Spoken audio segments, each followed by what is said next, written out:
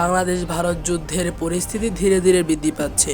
ভারত যে কোনো সময় বাংলাদেশের উপর আক্রমণ করতে পারে, কিন্তু বাংলাদেশও এর যোগ্য প্রতিবাদ করবে। আপনারা কি ভেবে দেখেছেন এই যুদ্ধে কোন দেশ কার পক্ষ নেবে? আজকের এই ভিডিওতে আমরা তা নিয়ে আলোচনা করব। প্রথমে বলি পাকিস্তানের কথা। বর্তমান সময়ে ভারত পাকিস্তান সম্পর্ক খুব বেশি ভালো না। ভারত পাকিস্তান সীমান্তে সংঘর্ষ লেগেই থাকে। তাই আমরা বলতে পারি এ যুদ্ধে পাকিস্তান ভারতের বিরুদ্ধে অবস্থান গ্রহণ করবে। তারপরে বলি চীনের কথা। ভারতের সাথে চীনের সীমান্ত বিরোধ রয়েছে, তাই আমরা বলতে পারি এ যুদ্ধে চীন বাংলাদেশের পক্ষে অবস্থান গ্রহণ করবে। তারপরে বলি যুক্তরাষ্ট্রের কথা।